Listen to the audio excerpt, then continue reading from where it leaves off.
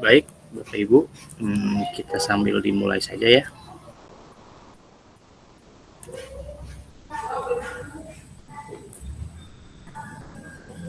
Assalamualaikum warahmatullahi wabarakatuh. Selamat siang, Bapak Ibu guru hebat yang sudah bergabung dalam webinar kali ini. Izin memperkenalkan diri, nama saya Muhammad Romdoni. Saya akan memandu webinar pada hari ini. Sebelum kita mulai acara ini, marilah kita bersama-sama mengucapkan Bismillah. Bismillahirrahmanirrahim.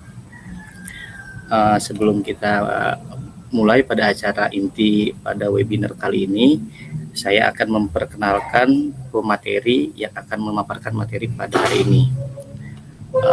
Pemateri pada hari ini yaitu Bapak TB Mumu Muiz Lidinillah SPD. Beliau adalah seorang guru di SDN Sukasari 1, Kecamatan Kaduhejo, Kabupaten Pandeglang, Provinsi Banten. Dan beliau juga adalah guru penggerak angkatan 6. Tidak panjang lebar, saya persilakan kepada Bapak TB Mumu untuk memaparkan materi pada webinar kali ini. Baik, terima kasih Bapak Muhammad Romdoni selaku penyelenggara dari Saung Inspirasi Pendidikan Kabupaten Pandeglang. Suara saya terdengar jelas Pak Romdoni? Iya Pak, terdengar jelas. Baik Bapak Ibu guru hebat, selamat siang semuanya. Tentunya selamat siang menjelang sore di pertemuan kita kali ini di webinar yang diselenggarakan oleh Saung Inspirasi Pendidikan Kabupaten Pandeglang yang mengangkat tema tentang berbagi praktik baik, cara menyelesaikan aksi nyata pada topik pembelajaran di PMM. 2 minggu yang lalu saya cerita terlebih dahulu sebelum ke materi dari Saung Inspirasi Pendidikan. Kita sempat berkomunikasi, ngobrol-ngobrol tentang PMM di Kabupaten Pandeglang itu. Setelah kita riset ke beberapa guru, ternyata masih banyak guru yang belum begitu paham dengan aplikasi PMM yang ada di HP masing-masing atau misalkan melalui situs web.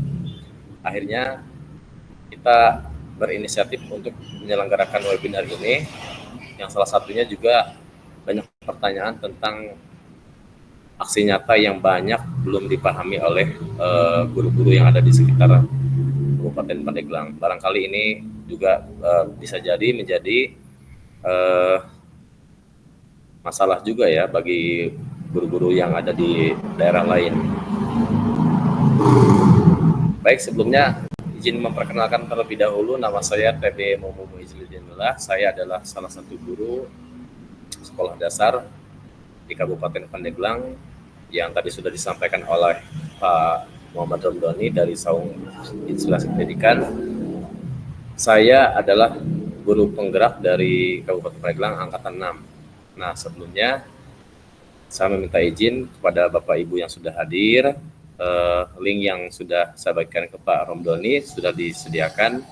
Silakan untuk materi-materi dan untuk laporan kegiatan atau undangan dan sertifikat sudah saya siapkan lewat Pak Romdoni. Baik Bapak Ibu yang saya hormati, saya izin untuk share screen terlebih dahulu materi kita yang pertama. Ada 2 materi. Yang pertama adalah materi utama, yaitu tentang bagaimana cara menyelesaikan aksi nyata pada topik pembelajaran di PMM.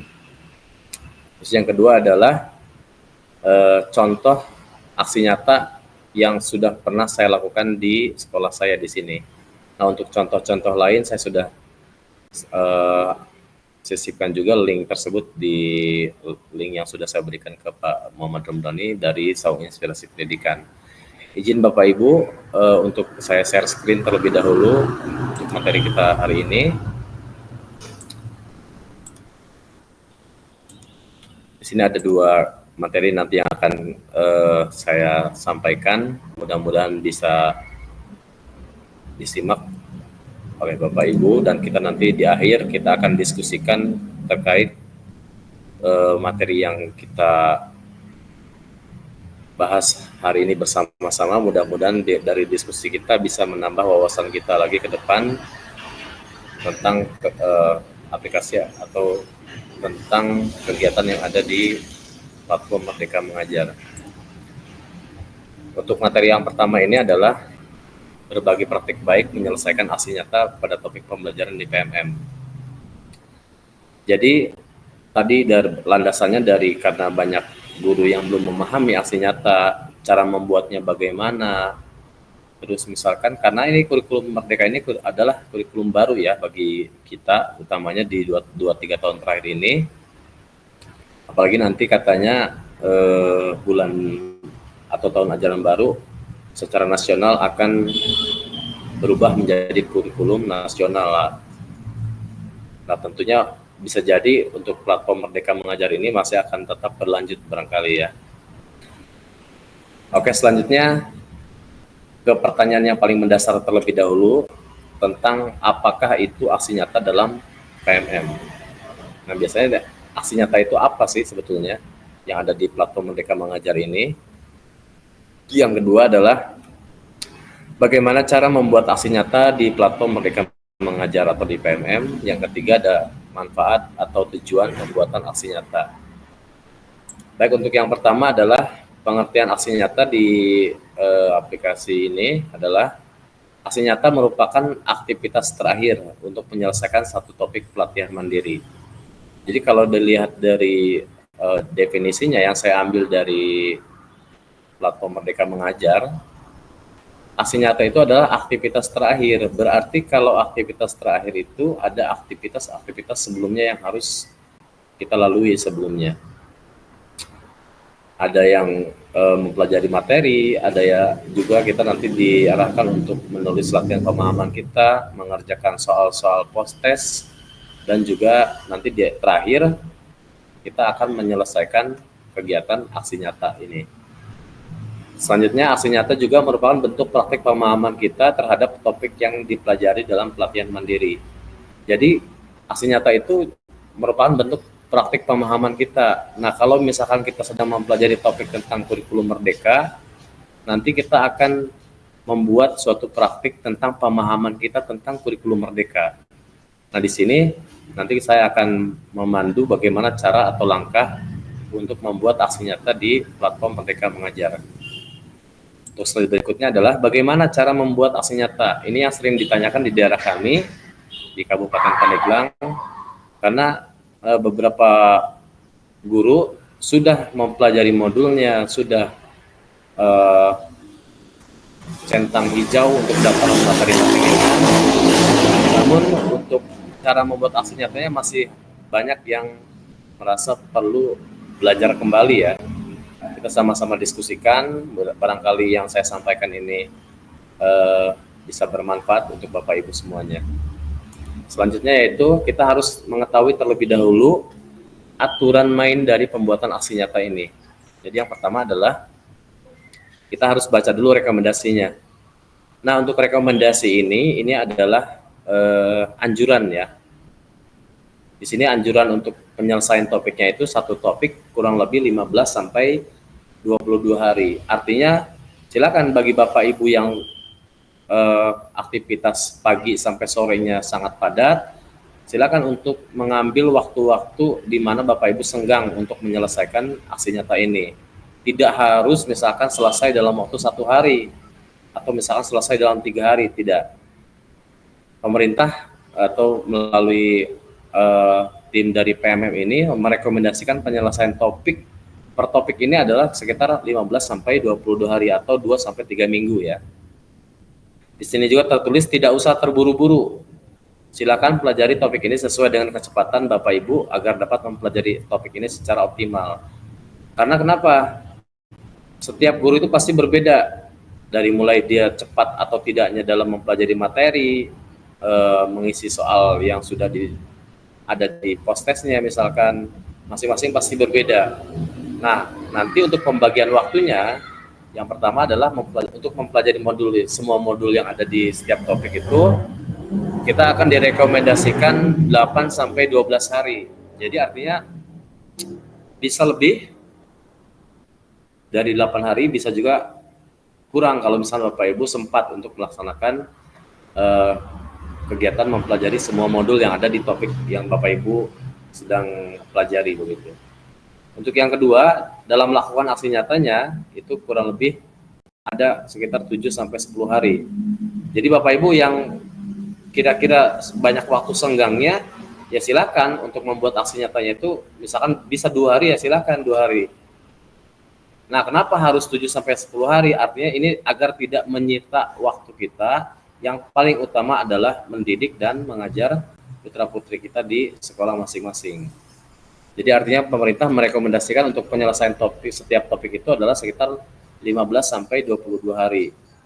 Karena tadi itu tergantung dari kecepatan Bapak Ibu dalam mempelajari setiap topik, agar nanti hasil yang didapat oleh Bapak Ibu itu menjadi optimal begitu ya. Oke, selanjutnya untuk melaksanakan aksi nyata, karena tadi di awal itu adalah aksi nyata adalah aktivitas terakhir. Nah, ada langkah-langkah yang harus Bapak Ibu ketahui agar nanti aktivitas mana saja dari mulai kita mengetahui bagian mana saja yang harus kita ikuti begitu ya. Nah, yang pertama ketika kita sudah login ke aplikasi PMM ini melalui akun Belajar ID masing-masing, kita akan melihat tampilan di layar smartphone kita atau di laptop kita seperti ini. Nanti kita akan pilih bagian pengembangan diri yang pelatihan mandiri yang ini ya, yang ditandai merah ini. Setelah kita klik bagian ini, nanti akan muncul tampilan baru seperti ini. Tampilan berikutnya, di dalam pelatihan mandiri ini ada 3 sub-tab ya. Di sini ada untuk Anda, topik, dan aksi nyata. Nah, nanti kita memilih yang bagian topik ini. Bagian topik ini kita pilih, dan kita pilih untuk rekomendasi belajar. Nanti secara otomatis kita akan direkomendasikan untuk mempelajari, dan kita juga boleh memilih topik mana yang nanti akan kita buat aksi nyatanya. Tidak harus misalkan sesuai dengan yang direkomendasikan begitu ya. Misal topik-topik yang lain, nanti silakan dilihat saja di platform Merdeka Mengajar Bapak Ibu. Untuk topik-topik silakan kira-kira mana yang kira-kira Bapak Ibu sudah memahami untuk dibuatkan nanti ke depan aksi nyatanya. Nah, setelah kita klik bagian topik ini, biasanya untuk materi yang pertama kita akan diarahkan untuk membuat aksi nyata dari kurikulum Merdeka. Nah, karena kurikulum Merdeka ini baru bagi kita juga masih harus banyak belajar tentang apa itu pengertiannya, kurikulum Merdeka dan lain-lain yang terkait dengan kurikulum Merdeka. Kita akan diarahkan ke topik yang berkaitan dengan kurikulum Merdeka secara dasar. Nah, di sana nanti ada 2 modul yang nanti kita akan pelajari. Untuk modul 1 ini terdiri dari 2 materi, dan untuk modul 2 terdiri dari 3 materi. Nah, untuk setiap materi ini nanti ini kan ada 2 materi nih. Yang modul 1 makna kurikulum dalam pendidikan yang ini ya. Nah, jika sudah kita klik maka akan tampil seperti ini. Ini layar tampilan yang pertama sebelum kita klik. Nanti setelah kita klik yang pelajari materi, maka akan muncul tampilan selanjutnya seperti ini. Sesuai kan makna kurikulum Merdeka, makna kurikulum dalam pendidikan. Ini juga sama makna kurikulum dalam pendidikan. Nah, di sana karena ada 2 materi sebelumnya yang sudah kita ketahui, di sini ada 2 juga tuh, sama ya. Ada daftar materi tentang kurikulum, juga tentang kurikulum dalam pembelajaran. Setelah kita mengklik bagian yang ini, nanti kita akan diarahkan untuk melihat tampilan yang selanjutnya, yaitu tentang kurikulum. Tentang kurikulum itu di dalamnya ada juga aktivitas materi yang harus kita pelajari. Dari mulai apa itu kurikulum, mengapa kurikulum perlu diubah, mengapa kurikulum perlu diadaptasi. Nanti kita juga disilakan untuk mengisi latihan pemahaman kita tentang yang kita pelajari dan menceritakan yang sudah kita dapatkan sebelumnya di materi-materi yang ada di sini. Nah, untuk gambar yang seperti ini, jika materinya bergambar tampilan seperti ini, berarti ini berbentuk video yang harus kita pelajari. Kalau misalkan gambarnya gambar pensil seperti ini, berarti kita akan mengisi latihan pemahaman itu di laptop kita atau di HP kita dengan tulisan yang kita ketik begitu ya, secara langsung. Kalau seandainya belum dibuka sama sekali daftar materinya, maka ini masih akan berwarna abu-abu. Nah, tadi kan ada 2 materi di sini ya, ada tentang kurikulum dan tentang kurikulum dalam pembelajaran. Nah, yang ini nih tentang kurikulum itu ada beberapa aktivitas yang akan kita kerjakan. Kalau di kurikulum dalam pembelajaran juga ada beberapa yang kita kerjakan. Nah, kalau seandainya ini sudah kita pelajari, kita sudah simak videonya, kita sudah mengisi latihan pemahamannya, cerita reflektifnya sudah kita isi juga di sini, maka ini akan berubah tampilannya menjadi warna hijau. Yang sebelumnya ini masih abu-abu ya. Ini masih abu-abu tampilannya. Nanti setelah kita pelajari 2 materi itu, maka materinya akan checklistannya akan berwarna hijau seperti ini. Nah, ini baru 1 modul tadi. Modul pertama itu tentang makna kurikulum dalam pendidikan. Kita lihat lagi sini ya, makna kurikulum dalam pendidikan. Nanti setelah beres modul yang ini, kita akan mempelajari modul yang ini ya. Modul yang kedua, di sana terdapat 3 materi, sama langkah-langkahnya. Kita lihat daftar materinya lagi, terus kita juga isi latihan pemahamannya, cerita reflektifnya. Nanti untuk setiap modul itu nanti ada, kita harus mengerjakan post test ya. Jadi post test ini terkunci kalau misalkan kita belum mempelajari modul-modul sebelumnya. Jadi kalau misalnya ini mau terbuka gemboknya yang ini ya, yang bergambar gembok ini, kita harus mempelajari materi-materi atau daftar materi yang tadi sudah dijelaskan di slide sebelumnya. Nah, setelah dikerjakan oleh kita post testnya, post test itu bisa berupa pertanyaan yang pilihan jawabannya itu bisa banyak dan juga benar atau salah begitu. Nanti tergantung dari materi atau topik mana yang sedang kita pilih. Nah, selanjutnya setelah kita mengerjakan post test di modul tersebut, kita bisa langsung mengumpulkan lembar aksi nyata. Nah, aksi nyata itu tadi langkah terakhir. Nah, berarti kita sudah ada di langkah terakhir nih. Kita sudah ada di langkah terakhir dalam pembuatan aksi nyata ini. Nanti kita harus klik bagian yang warna biru ini untuk mengetahui apa yang harus kita siapkan begitu ya. Nah, di sini nanti ketika sudah diklik yang bagian biru ini, kita akan melihat tampilan berikutnya, yaitu ya seperti ini. Ini ke bawah ya, masih panjang sebetulnya, tapi saya screenshot per bagian saja. Kita harus ketahui dulu rinciannya. Ini rincian itu yang harus kita siapkan sebelum kita mengunggah aksi nyata yang nanti akan kita kumpulkan sebagai aksi nyata dari topik pembelajaran yang sudah kita pelajari. Kita buka dulu rinciannya, di dalamnya ada apa. Yang pertama adalah buatlah strategi penerapan kurikulum Merdeka sesuai dengan pemahaman Anda. Misalkan tadi Bapak Ibu sedang mempelajari tentang kurikulum Merdeka. Nah, kalau misalkan paham tentang kurikulum Merdeka, bagian mana yang Bapak Ibu pahami? Misalkan di sini ditulis membuat modul ajar. Nanti untuk membuat modul ajar, Bapak Ibu lihat di contoh yang sudah saya berikan ke Pak Romdoni, itu ada contoh modul ajar yang saya ambil linknya dari pencarian dari platform Merdeka Mengajar. Terus yang kedua, misalkan untuk membuat kesepakatan atau keyakinan kelas. Nah, ini membuat kesepakatan atau keyakinan kelas itu yang sudah saya lakukan di sekolah saya di sini di Kabupaten Pandeglang. Nah, yang ketiga bisa juga melakukan asesmen diagnostik. Contohnya juga sudah saya kirimkan linknya ke Pak Romdoni dan sebagainya. Yang kaitannya pasti tentunya tentang kurikulum Merdeka. Nah, kalau saya kemarin mengambil aksi nyata yang terkait judul kesepakatan, membuat kesepakatan atau keyakinan kelas. Nah, setelah itu silakan melibatkan aktor atau pemangku kepentingan untuk membantu pelaksanaannya. Nah, pertanyaan siapa aktornya dan siapa pemangku kepentingannya?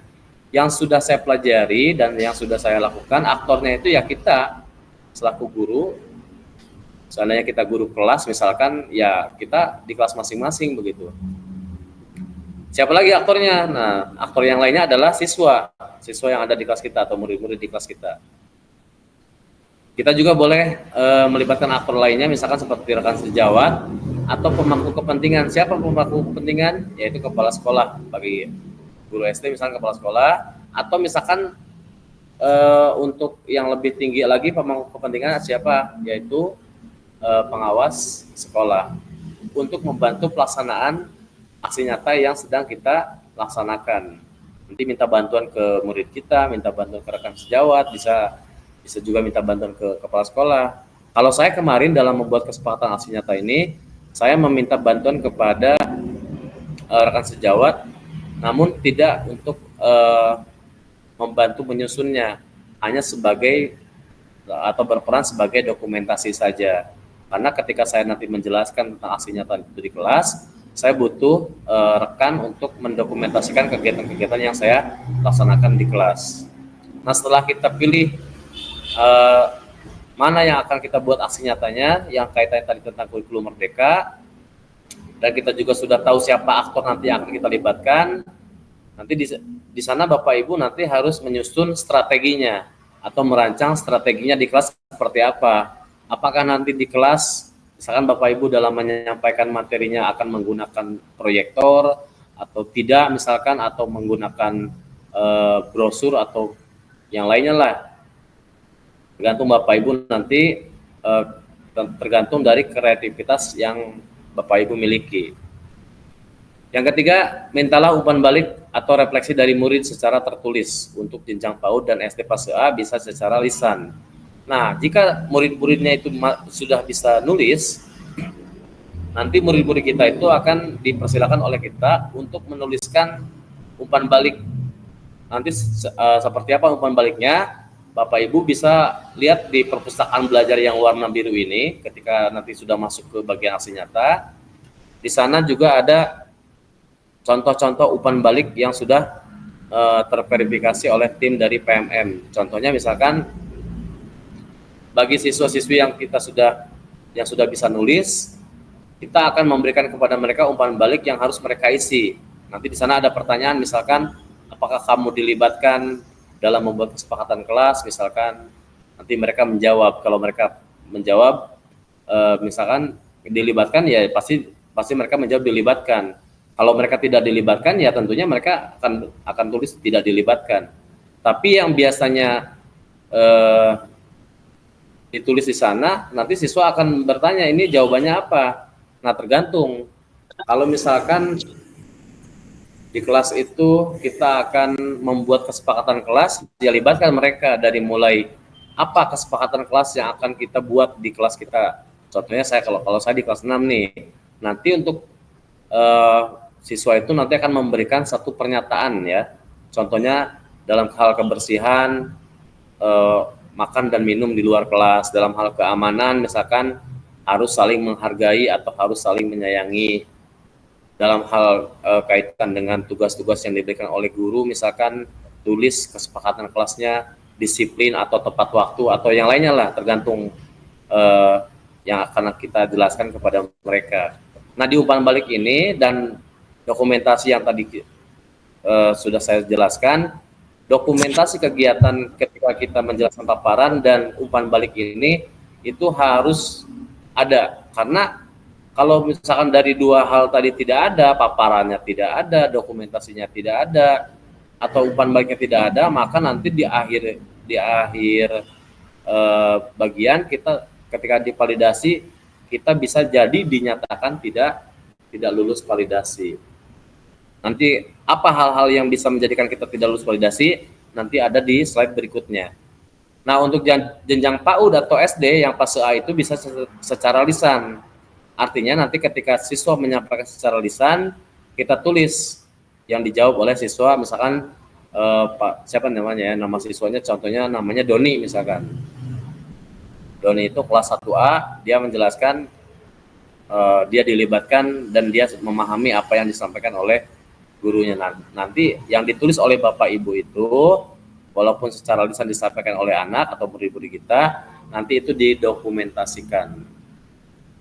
Nah, membuat umpan balik itu dengan menggunakan cara sendiri masing-masing.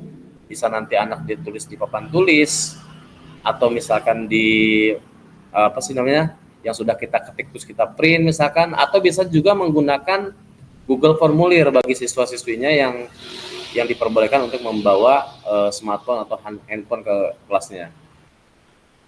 Nah, untuk metode yang tersedia di Pustaka Belajar silakan bisa dicek di sana untuk lebih jauh memahaminya, tapi yang saya buat nanti ada di slide berikutnya. Nah, yang keempat, unggah dokumen berisi. Yang pertama, dokumentasi. Apa dokumentasinya? Dari dokumentasi kegiatan, paparan, atau media publikasi. Nah, kalau misalkan Bapak Ibu menyampaikan paparan, nanti dari paparannya itu, setelah kita jelaskan contoh, kita akan memilih kesepakatan kelas. Kita buatkan paparannya, yaitu dari mulai pengertian kesepakatan kelas, contoh-contohnya, perbedaan antara kesepakatan kelas dengan aturan kelas, apa jelaskan. Nanti juga di sana dilampirkan juga foto kegiatan ketika Bapak Ibu memaparkan di kelas, atau misalkan kegiatan ketika siswa menulis pernyataan kesepakatan kelasnya. Dan juga jangan lupa dokumentasi hasil refleksi atau umpan balik dari murid. Nah, ini juga harus didokumentasikan atau difoto oleh kita. Kalau di Google Formulir, misalkan Bapak Ibu bisa screenshot jawaban siswanya, bukan pertanyaan yang kita buat ya, tapi jawaban siswanya. Kalau misalkan berupa printout, ya dipoto oleh kita. Dipoto oleh kita yang sudah kita ketik dan diisi oleh siswa, nanti kita foto dan dimasukkan ke dalam slide dari yang kita sampaikan begitu. Nah, yang ketujuh adalah aksi nyata dapat dilakukan secara kolaborasi. Artinya bisa dilakukan dengan rekan sejawat yang tadi sudah saya sampaikan sebelumnya. Namun pendidik, katanya kita sebagai pelaku aksi nyatanya harus menuliskan refleksi dan deskripsinya masing-masing. Artinya dari peran yang kita bagi, kita akan menuliskan deskripsinya. Misalkan berperan sebagai observer atau observer di masing-masing ya, ada yang diobservasi atau yang mengobservasi. Nah, untuk bagian yang mana yang dikirim di sana, nanti contoh misalkan saya tadi membutuhkan bantuan dari rekan sejawat dalam mendokumentasikan. Nah, teman saya itu tidak mesti harus menulis di sana. Yang menuliskan refleksi atau deskripsi di kegiatan aksi nyata ini saya sendiri yang melaksanakan kegiatan aksi nyata. Oke, untuk selanjutnya, jika ini sudah kita pahami, kita sudah memilih mana kesepakatan kelas atau keyakinan kelas atau melakukan asesmen diagnostik. Setelah kita buat rancangannya, setelah kita siapkan dokumentasinya, paparannya dan segala macamnya, kita susun dari mulai paparan sampai dokumentasi, dan nanti kita akan unggah materi atau paparan tersebut yang sudah dilengkapi dengan dokumentasi dan laporan umpan balik, diunggah ke sini dengan unggahan berbentuk format PDF maksimal 10 MB. Nah, sudah kita klik bagian ini dan sudah terunggah. Di sini nanti ada tertulis yang diunggahnya. Nanti kita beri judul. Kalau saya kemarin memberikan judul adalah membuat aksi nyata tentang kesepakatan kelas SDN Sukasari 1 Kabupaten Pandeglang contohnya. Nanti di bawah ini ada juga yang harus kita isi nih, refleksinya. Yang tadi saya sampaikan, refleksi itu dari yang kita dapatkan, dari mulai perasaan kita, bagaimana perasaan kita saat kita melakukan aksi nyata beberapa waktu lalu misalkan. Di sini tuliskan perasaannya senang begitu ya misalkan. Hal baru apa yang dipelajari saat melakukan aksi nyata. Nah, hal baru apa yang Bapak Ibu dapatkan ketika melakukan aksi nyata? Nah, contoh kalau tadi contoh aksi nyatanya adalah tentang membuat kesepakatan kelas, hal barunya ya contohnya saya baru mengetahui tentang yang namanya kesepakatan kelas. Yang sebelumnya yang saya tahu adalah misalkan aturan kelas begitu ya. Selanjutnya adalah kendala atau tantangan apa yang dihadapi. Misalkan dalam kendalanya ketika melakukan aksi nyata di lapangan, misalkan terjadi mati lampu misalkan gitu tuh. Kalau bisa mati lampu, bagaimana cara mengatasinya? Cara mengatasinya, Bapak Ibu harus menyiapkan misalkan materi yang sudah di print out sebelumnya yang sudah kita siapkan. Nah, tergantung nanti kendala atau tantangan yang terjadi masing-masing pasti berbeda. Kalau saya kemarin alhamdulillah tidak ada kendala selama kegiatan aksi nyatanya. Namun dari kegiatan-kegiatan tersebut memang lumayan melelahkan karena tadi itu saya tidak sesuai dengan rekomendasi yang sudah direkomendasikan 15 sampai 20 hari. Tapi tergantung kecepatan kita juga ya. 1 hari bisa 2 hari, bisa 3 hari, dan direkomendasikan di sana itu tadi kurang lebih 15 sampai 22 hari. Nah, setelah kita isi bagian yang ini, kita juga sudah melampirkan dokumen aksi nyatanya, judulnya sudah.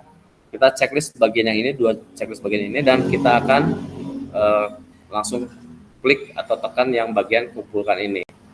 Nah, setelah kita kumpulkan, maka nanti aksi nyatanya akan berubah menjadi warna hijau. Nanti kita tinggal menunggu hasil validasi. Nah, di sini tertulis proses validasi membutuhkan waktu lebih lama karena aksi nyata yang masuk cukup banyak. Jadi artinya bukan cuma kita yang membuat aksi nyata, banyak dari seluruh Indonesia yang membuat aksi nyata dan itu harus divalidasi secara manual oleh tim dari PMM. Dan kita harus menunggu proses validasinya. Biasanya kalau sebelumnya yang belum cukup banyak masuk itu kurang lebih 2 sampai 3 mingguan untuk proses validasinya. Namun karena sekarang banyak, bisa jadi lebih dari 2 sampai 3 minggu atau 1 bulan mungkin ya. Nah, sebelumnya kita harus memahami juga proses validasinya. Proses validasinya yaitu kita setelah menyelesaikan topik mandirinya hingga aksi nyata, dan aksi nyatanya sudah kita buat. Nah, nanti di bagian terakhir kita akan menunggu validasi apakah nanti kita lulus ataukah kita tidak lulus. Kalau seandainya kita lulus, kita bisa langsung mengunduh sertifikat dan memasukkan biodata kita untuk dicantumkan di dalam sertifikat yang nanti akan kita unduh. Ada juga yang tidak lulus, nanti kita harus merevisi aksi nyata kita dan mengunggah kembali untuk divalidasi ulang. Kalau misalkan seandainya lulus, kita akan lihat bagian yang ini akan berwarna biru. Kita lihat sertifikatnya di sini. Nanti kita akan diarahkan untuk mengisi bagian-bagian yang ini. Dari mulai nama, nomor induk pegawai, NUPTK, tempat dan tanggal lahir, jabatan, dan unit kerja. Nah, setelah kita lengkapi, baru setelah itu kita unduh sertifikat yang muncul di PMM tersebut. Nah, ini adalah contoh tidak lulus validasi. Kalau seandainya tidak lulus validasi, aksi nyata yang sebelumnya hijau, maka akan berwarna oranye seperti ini. Nah, kita harus memperbaiki aksi nyata tersebut. Apa sarannya dari sana? Misalkan kita lihat tuh masalahnya apa, kok sampai kita tidak lulus di validasi. Bisa jadi yang ini ada dua contoh saran perbaikan dari yang saya ambil dari materi di PMM tersebut.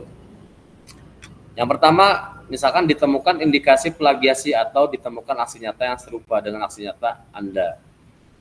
Jadi kalau misalkan kita mau mengambil contoh dari orang lain, kita harus ubah terlebih dahulu dari mulai contoh. Misalkan kalau misalkan Bapak Ibu backgroundnya masih sama dengan yang dibuat oleh orang lain, bahkan dari materinya sama, foto-foto kegiatannya sama misalkan, itu akan terindikasi plagiasi atau serupa dengan aksi nyata kita yang dimiliki oleh orang lain. Nah, kita harus ubah juga tuh kalau misal kita nanti saya di sini setelah materi yang ini saya akan memberikan contoh tentang materi aksi nyata tentang kesepakatan kelas. Nah, itu hanya sebagai referensi saja. Nanti Bapak Ibu boleh untuk membuatnya di aplikasi yang lain, misalkan di aplikasi Microsoft Word misalkan atau PowerPoint atau di aplikasi seperti Canva yang sekarang lebih populer ya, sedang populer. Dari mulai namanya juga jangan sampai lupa diedit ya. Kalau misalnya ngambil nama orang lain, ya bukan nama kita ya, itu sudah pasti akan tidak lulus validasinya. Nah, yang selanjutnya ada juga tidak lulus validasi dikarenakan belum ada dokumentasi atau maupun umpan balik dari kegiatan. Nah, tadi yang sudah saya sampaikan sebelumnya bahwa dokumentasi kegiatan dan umpan balik dari kegiatan itu sangat penting. Nah, dokumentasinya dapat berupa tangkapan layar atau screenshot, foto kegiatan, materi presentasi, dan lain-lain. Umpan balik dapat berupa uraian atau foto atau tangkapan layar hasil umpan balik. Nah, ini nih yang harus jangan sampai tidak kita siapkan nih, umpan balik, dokumentasi, dan materi presentasinya.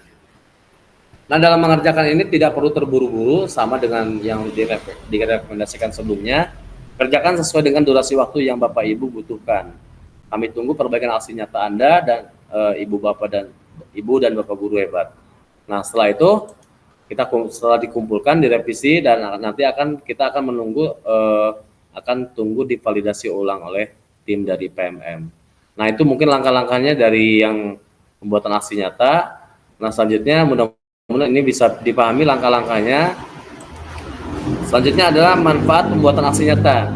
Manfaatnya itu yang sudah kami diskusikan di sini bersama-sama. Yang pertama, akan menambah inspirasi mengajar kita. Nah, tentunya ketika kita mempelajari aksi nyata orang lain, kita akan bertambah inspirasi mengajar kita. Soalnya kalau saya sendiri, saya sering berpikiran begini. Saya sering berpikiran, apakah saya sudah mengajar sudah betul sesuai dengan yang dianjurkan oleh pemerintah atau belum. Nah, ketika saya melihat karya-karya orang lain, rasa-rasanya saya masih jauh dari bagus gitu ya, masih harus perlu belajar lagi, dan itu bisa menambah inspirasi mengajar kita.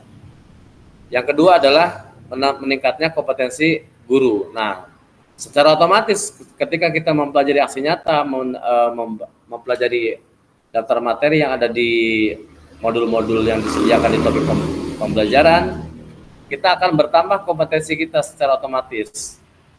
Kompetensinya meningkat, inspirasi mengajarnya bertambah, dan nanti kita akan secara otomatis akan kaya ide saat berada di kelas, dan menjadikan kelas menjadi terasa makin menyenangkan. Misalkan kalau sebelumnya tidak ada ice breaking, kita buat kelas kita agar menyenangkan, kita buat ice breaking di kelas agar pembelajaran lebih menyenangkan lagi. Dan yang kelima adalah ketika kita sudah membuat aksi nyata, kita juga dapat menjadi bagian anggota komunitas belajar. Misalkan ada satu komunitas belajar yang anggotanya belum ada misalkan, nanti kita bisa masuk ke anggota komunitas belajar, atau misalkan bisa Bapak Ibu membuat kombel sendiri. Kita sekarang ini diarahkan, sering dibicarakan di sekolah kita untuk membuat kombel masing-masing ya, untuk kombel kelas bawah. Kalau di SD saya di sini ada kombel kelas atas, dan juga ada kombel secara lebih luas lagi. Contohnya kombel kelompok kerja guru kalau di SD. Kalau di SMP mungkin kombel MGMP begitu ya. Nah, selain aksi nyata ini manfaatnya seperti 5 ini ya, mungkin ada manfaat lain ya dari pembuatan aksi nyata ini. Nah, selanjutnya dari yang 5 ini, kita juga bisa membuat webinar secara mandiri. Setelah kita memiliki komunitas belajar, kita juga bisa membuat webinar secara mandiri, dan kita nanti yang mengeluarkan sertifikat dari kegiatan yang akan kita laksanakan. Jadi kita bisa banyak manfaat yang dapat diraih ketika sudah membuat aksi nyata di PMM. Demikian barangkali untuk materi kita yang pertama.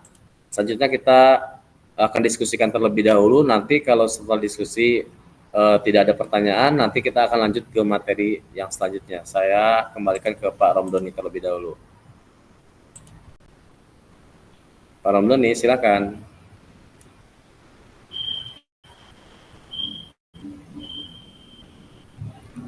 Baik, Bapak Ibu, ada yang ingin ditanyakan barangkali terkait dengan kegiatan aksi nyata yang sedang kita bahas di sini. Kita akan diskusikan bersama-sama.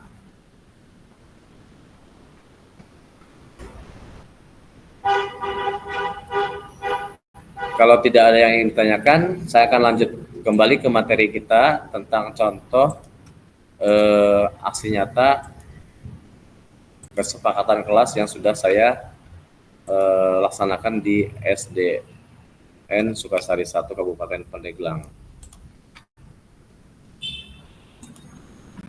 Nah, ini contoh aksi nyatanya yang sudah saya buat. Di sini ada judul aksi nyatanya tentang kesepakatan kelas. Nama pembuatnya saya sendiri di sini. Di sini ada logo Don't Worry, juga ada logo Merdeka Mengajar. Selanjutnya kita juga jelaskan tentang kesepakatan kelas dari mulai definisinya sampai ke contoh dan lain-lainnya ya, ke belakang.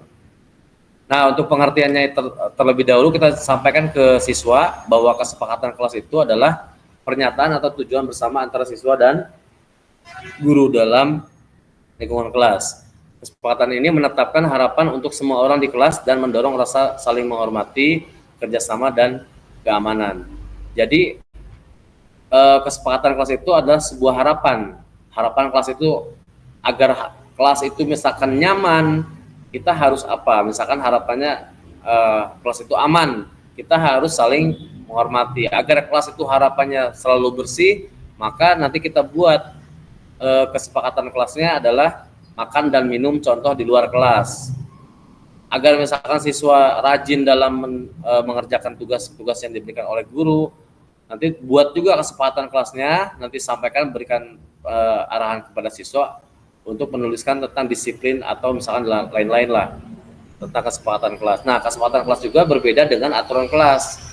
Kalau aturan kelas itu sudah ditulis oleh sekolah, nanti ditempel biasanya di kelas masing-masing, dan siswa harus ikut dalam mentaati aturan-aturan yang diberikan oleh sekolah. Tapi perbedaannya dengan kesepakatan kelas, siswa ikut merumuskan apa yang diinginkan di lingkungan kelas masing-masing.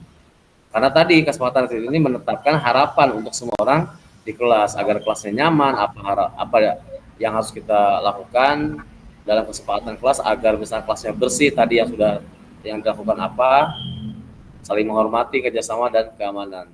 Untuk selanjutnya kita sampaikan juga contohnya di sini ada saling menghormati, menjaga kebersihan, patuhi aturan, selalu jujur, menjaga keamanan. Ini salah satu contoh saja dari pembuatan kesepakatan kelas yang sudah jadi ya. Ini saya ambil dari aplikasi Canva. Ini contoh kesepakatan kelas. Nah, ini di slide berikutnya adalah foto pemaparan kegiatan. Jadi kita harus didokumentasikan ketika sedang menjelaskan atau memaparkan aksi nyata yang sedang kita laksanakan. Nah, ini ada saya di sini, nanti ini pakai bantuan proyektor, dan ini murid-murid saya di kelas. Di foto juga sama kita di beberapa bagian atau di beberapa sudut ya, sudut kanan dan ini sudut sebelah kiri. Nah, ketika sudah dipoto, dokumentasinya sudah disiapkan, nanti tinggal dimasukkan ke dalam materi yang sedang kita pelajari sekarang nih. Selanjutnya foto penulisan kesepakatan kelas. Nah, nanti siswa dipersilakan untuk menuliskan kesepakatan kelas nanti kira-kira seperti apa. Nah, harapan-harapannya. Nah, tadi kesepakatan kelas itu bisa dengan cara masing-masing. Bisa melalui kertas kosong atau misalkan di buku masing-masing dikumpulkan, atau boleh nanti siswa di depan kelas melalui papan tulis yang ada di depan kelas, atau boleh menggunakan yang seperti saya contohkan di sini, menggunakan bantuan dari sticky note atau misalkan kertas yang bisa ditempelkan di papan tulis misalkan. Nanti siswa menuliskan di sini, aktivitasnya kita foto dari mulai menulisnya. Kalau saya ini tidak dipoto untuk menulisnya, langsung dipoto pas siswa setelah menuliskan kesepakatan kelasnya. Nanti kita juga dokumentasikan ketika siswa atau murid-murid kita menempelkan kesepakatan kelas di depan papan tulis yang ada di depan kelas kita. Nanti kita akan klasifikasi di sini. Jadi kalau misalnya bertumpuk semuanya, nanti kita tidak mengetahui. Misalkan Bapak Ibu mengarahkan dari papan tulis yang selebar ini Sebelah kiri misalkan nanti siswa menempelkan yang berhubungan dengan kebersihan.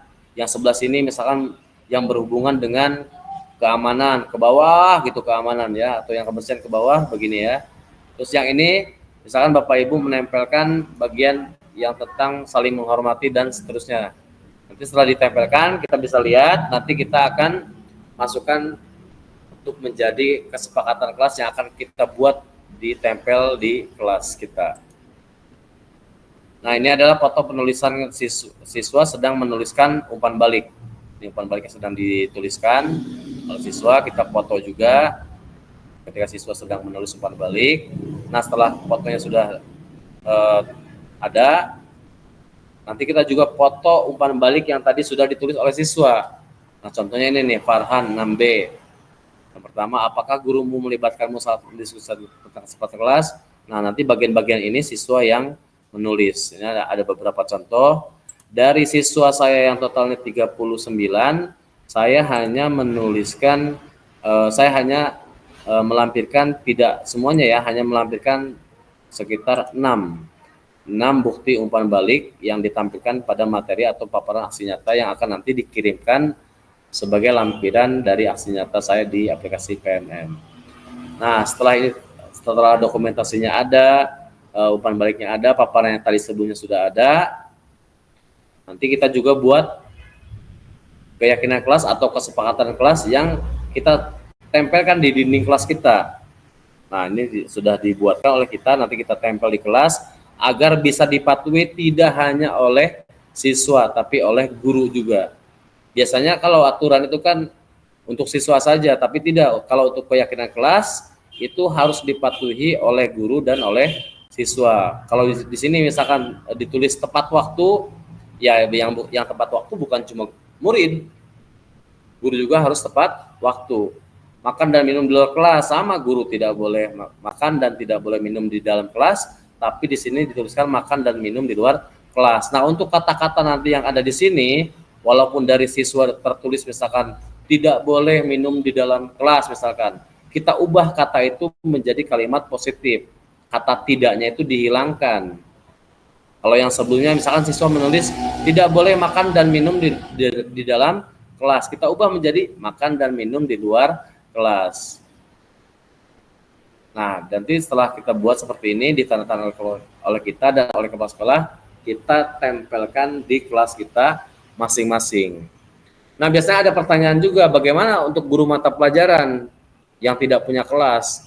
Nah, justru sebaliknya, guru mata pelajaran itu boleh memilih bebas di mana dia kira-kira mau membuat aksi nyatanya. Contoh untuk guru PJOK misalkan, di SD dia mengajar dari kelas 1 sampai kelas 6. Ya dia bisa memilih dia akan membuat aksi nyatanya di kelas berapa. Misalkan di kelas 4, ya nanti di kelas 4 dia membuat aksi nyatanya.